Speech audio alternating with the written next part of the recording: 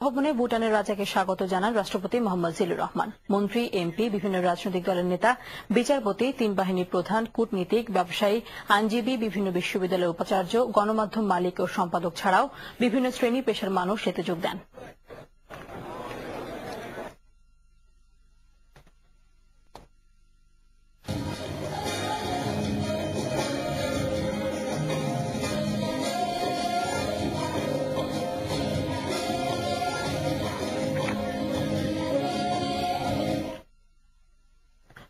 সংকীর্ণতার উপরে উঠে উদার মানসিকতা নিয়ে বাংলাদেশকে উন্নত, সমৃদ্ধ ও অসাম্প্রদায়িক দেশ হিসেবে গড়তে শিশুদের প্রতি আহ্বান জানালেন প্রধানমন্ত্রী শেখ হাসিনা।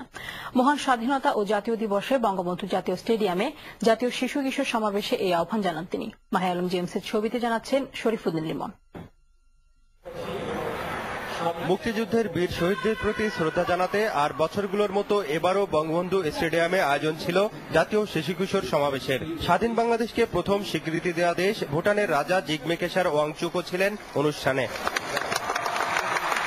উদ্বোধন শেষে প্রধানমন্ত্রী শেখ হাসিনা মুক্তিযুদ্ধের ইতিহাস জেনে আগামীতে দেশের নেতৃত্ব নিতে শিশুদের আদর্শ নাগরিক হিসেবে গড়ে ওঠার আহ্বান জানান।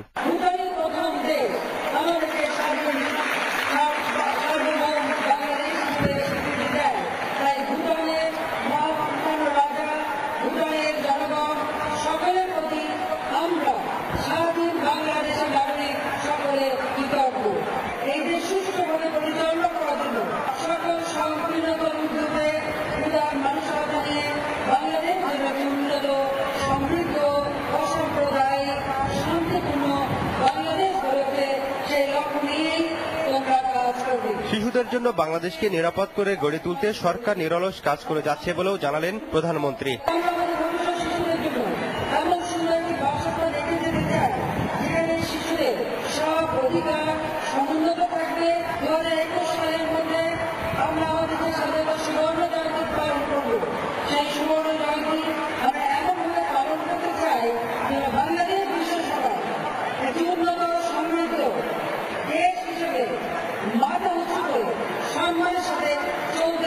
প্রধানমন্ত্রী পরে কুচকাওয়াজ দেখেন।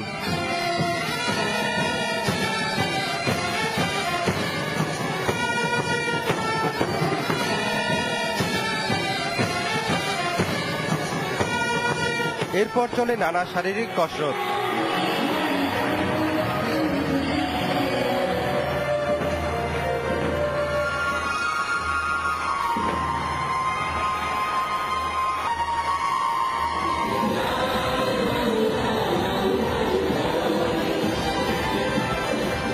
শরীফুদ্দিন লিমন, RTV, ঢাকা।